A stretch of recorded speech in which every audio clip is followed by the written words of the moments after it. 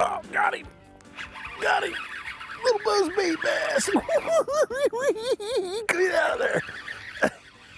Come on. All right, son. Ooh, there's another one following him.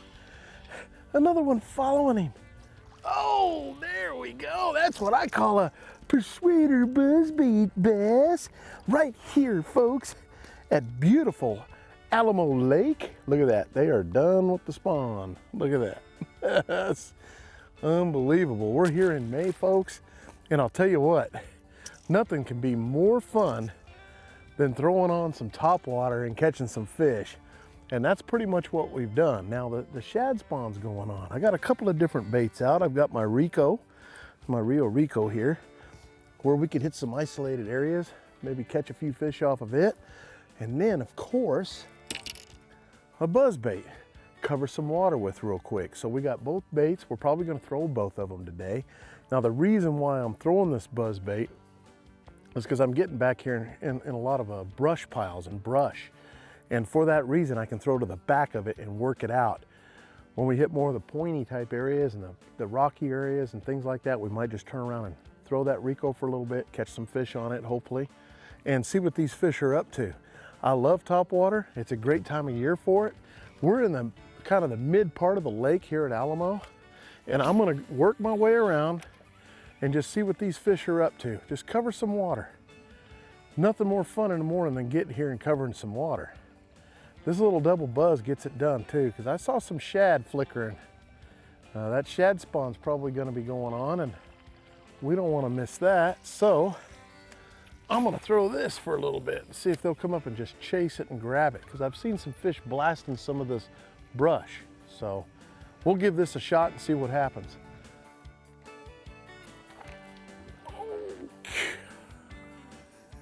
That was a nice big splash. Oh, he came back and got it. He came back and got it. He came back and got that bait. That Rico. That Rio Rico. Look at that. Come on, bass. I love it when they do that. Oh, come on. Just don't jump. Boy, you got to really watch these treble hooks when you're playing with these fish. You don't want them in your finger. There you go. I came out to the main lake area where it's a lot clearer. The cool thing about Alamo Lake is it offers a lot of different kinds of fishing. Up in the brush, you can go fish the trees up in the river, and there's bites up there that we can go chase. Or you can come out to the main lake in this clear water, and there's bites out here you can chase. We decided to come out here to a little bit clear water, see if I could get just a little bit bigger bite when I do get bit on some topwater. You know, we threw that buzzbait around, I caught a fish on it. I think I can get back up in the brush and catch more, but right here we have a lot of open water. You have a few brush piles, but we have deeper water as well. Nothing calls them up better than a Rico. That's a Rio Rico. It's my design. The color of the Rio Rico, it's called the Formula, JJ's Formula. And I designed this, it's clear on the bottom, it's kind of translucent. It's got a little blue and a little chartreuse in it to look kind of like a bluegill. And we're kind of, you know, we're in post spawn where you have a lot of fry and things like that, and bluegills get up shallow, and the bass can't stand them. And so I'm gonna throw it up there a little bit and see if we can catch fish on it. Unless I see a lot of shad running around, you know, I won't change the color. If I see a lot of shad running around, then I might change the color and say go to a lightning shad or something like that. The other ticket that's really important with throwing these kinds of baits is the line that you throw. You know, we've all gotten accustomed to throwing fluorocarbon line. Well, fluorocarbon sinks. So until this is waterlogged, this is monofilament, it has a tendency to more float, so it keeps the bait up there to where you can work the bait right. And so that's what I like to throw. You know, I'm throwing a 12-pound monofilament line for this. Now, finding a cadence that they like, that's another thing you have to do. A lot of times this time of year when you don't see a lot of action, you can throw it out there, let the rings disappear, and just kind of walk the bait a little bit. Pop it, let it sit, take a couple twitches, let it sit. Find a cadence those fish like, and see if they'll come up and get it. Sometimes just bringing it in real slow and popping it There's times they like it spitting, where you hit it just a little harder and the little droplets, because the lip's shaved up on the front, will pop some little sprinkles out in front. But I kind of like that, you know, pop it a couple times, let it sit, pop it a couple times, let it sit, especially if you see something underwater that you want to hit, and let the fish kind of tell you what they want. Now, a lot of times if they're chasing shad, if they're chasing the shad, then you want to keep it coming. You know, you can throw it out there and just keep it coming, and boy, they'll just blast it. You have 2 or 3 coming up after it. But if you don't see a whole lot of action going on, you can still pinpoint a few areas and throw it out there. Like I have this brush pile here, so I'm going to throw out by it, let the rings disappear a little bit, and kind of take a couple twitches on it. Usually if the fish is there, he's right on it. And you also have to remember, in clearer water, that translucent color really works good. I love it. They love it. Oh, see right there, did you see that? I started bringing it. Look at that, that fish swiped at it and I got him on top of the head. That's how good those hooks are in that Rico. Get over here, buddy. Oh, he came back and got that. That was awesome. Now you gotta be really careful. If you're gonna clamp them in the mouth, you get them and hold them tight, otherwise they'll get you. Yeah, the one thing about the Ricos, you don't ever have to worry about what kind of hooks you're getting. They're good, sharp hooks. You don't have to rechange those out, that's for sure. Look at that. He smoked it right there. Now what I did was, a lot of times, and it's fun to do, when you're ready to make another cast, just don't start reeling it in right away. Throw it out there, pop it a few times in the area you think you might catch the fish. If you don't catch it, as you come out of the area, you know you want to hit another spot, just start popping it real fast, just kind of chug it towards you. And a lot of times they see it, they look at it, they're not quite sure, but if it acts like it's running from them, boom, they're right on it. And that's what just happened.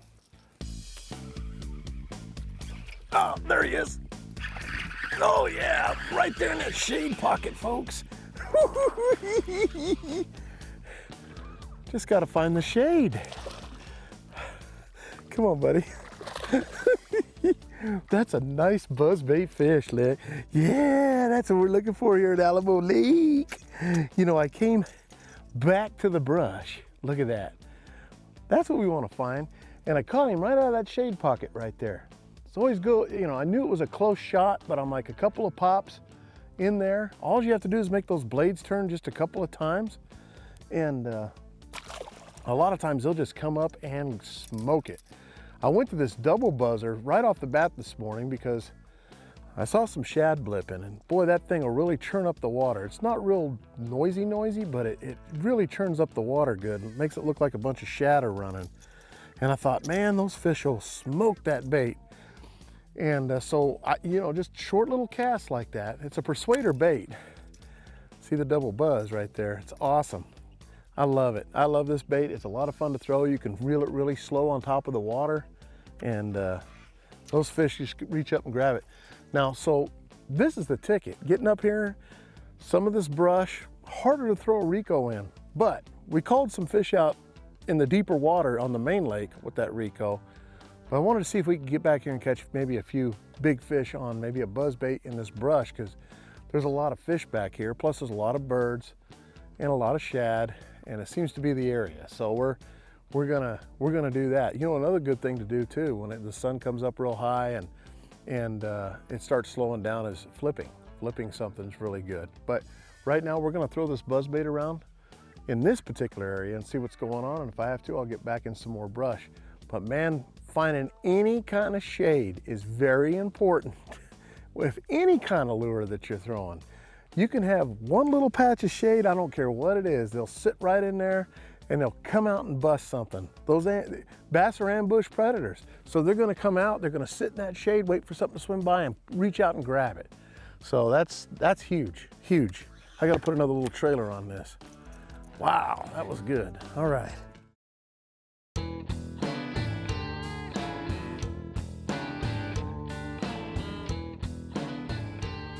Something up in there. Oh! He hit it with 2 turns. Oh, I lost him. He missed it. I wasn't ready for that fish. He hit it with 2 turns of the blade. I mean, it hit the water. 2 turns of the blade and he was on it. Something like that. Oh, there's one. Little guy. You're gonna see this fish is probably about the size of the buzzbait, but look at that. Oh my goodness. Little guy. He ate it. You thought that was a shad, didn't you? Something chasing that shad. Look at how fat his little belly is. He's chomping. Oh my goodness.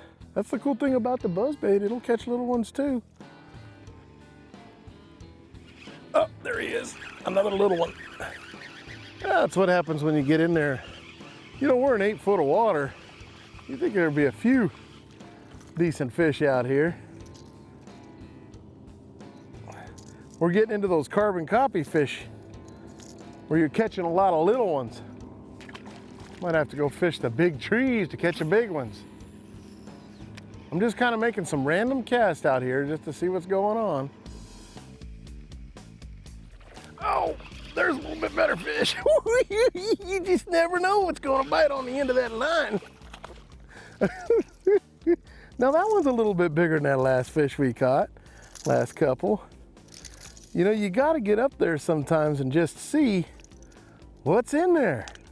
Top water, pull them right out of there, little guy. Well, I'll tell you one thing about Alamo Lake. It's got a lot of fish in it. It reminds me of the old days of Roosevelt Lake. Man, where you just one after another. But the quality, you got to try to find the quality. Usually this buzzbait will call up that quality. You know, it's really not hard to throw this out there. One thing that's really important about a buzzbait is to keep it going about as slow as you can on top of the water unless they're really chasing hard, and keep that rod tip up, and as the bait comes to you, you bring the rod tip down. So I'll start, and it makes it kind of tough, man, when the fish actually bites the bait. But a lot of times what I'll do is I'll start to keep it on top of the water and slow roll it. See, watch my rod tip, boom.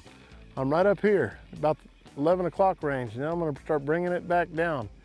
You wanna get that rod tip down there and keep it going just enough to go across the water there, fast enough to where they can come up and blast it and you can still set the hook. It's hard when you set the hook out of position, so a lot of times if you're up here when you first throw it in there and they hit it, so a lot of times sometimes you'll get bit and it's hard to get them out because you don't set the hook properly. But you have to start it that way to keep it on top of the water. I start with a couple quick turns of the reel and then get it going. Now here's something else to think about too. You want to use a fast retrieve reel, 6.4 to 1, 7.2 to 1, something like that with a buzzbait. That means you take less cranks with the handle and the bait moves faster across the water. You're taking up more line. So in saying that, you're not working yourself to death. If you're using a real slow gear ratioed reel, you'll be working yourself to death and you'll be done in 10 minutes. So you want to make sure you get a fast retrieve reel for sure.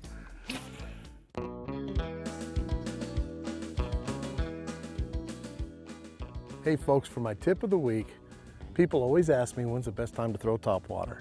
You know, you can catch topwater fish in the winter, you can catch them in the early spring, and you'll catch some. But I would venture to say that probably my favorite time to start really throwing topwater is when you start seeing those little blue and red and orange dragonflies coming out, flying around, and the fish are up shallow and they're busting those things. When you start seeing those dragonflies come out, a lot of times that's a good time to start throwing some topwater. And that's my tip of the week. Oh, that's a good one there. Oh yeah, that's a good fish right there. They're in there shallow like that. Yeah, you little buzzbait bass. Come on, son. That's a good fish there. Those are the ones you're looking for on that buzzbait. Oh, look at that. Look at that fish, folks. Oh, that's a nice one. That is the kind of fish we are here to find. Come on. Come on, come on, come on. Oh, open your mouth. Get in here. I got braid on. I'll just whip him in here. Look at that fish, baby. Little buzzbait bass. Persuader bait buzzbait bass. Those are the kind you're looking for. That's a post-spawn fish. Look at the mouth on that baby. Oh my goodness. Hello. Hello. Oh my goodness. Look how thick she is. Beautiful fish. Let's get her back in there. But, you know, that's the thing, is you just got to get in the areas, throw that buzzbait around a little bit, Watch them dragonflies. Because I'm telling you, this whole area is probably holding fish. You just got to fan cast it. And you got to work the area a little bit. It's hard because, you know, I'm seeing it's little pieces of wood like that up there, and that's why I'm kind of hitting the outsides of this brush. I would go inside, but I'm going to hit the outsides now because I caught a fish that size. I'm going to try to work the outsides of this stuff because we caught that fish and let's see, 8 foot of water he was hanging in, suspended in that stuff. And more than likely, the buzzbait called him out. That double buzz, man, I can reel it really slow. Just get it across there. 65-pound braid line, and it's perfect. Perfect for this kind of fishing. I love it, you know. I really do.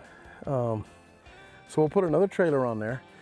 You notice I put a little grub trailer on there. I do it with a lot of stuff because I like that tail. I have yet to see a fish that swims through the water without a tail. So that's why I always put one on there. Sometimes you can get bit more with it. Sometimes you can get bit more without it, but I always start with it. If I start having problems, I'll pull it off. And not to mention that little grub tail there that we put on there, if you bit that off, that little grub tail makes the bait a little heavier, which makes for a good cast, good long cast if you need it. And then it also bulks it up a little bit. So it's kind of bulky. 5-inch trailer is what I like on it. So that way when you bring it up, it kind of stays up on top. It's easier to reel up, keep it up on top.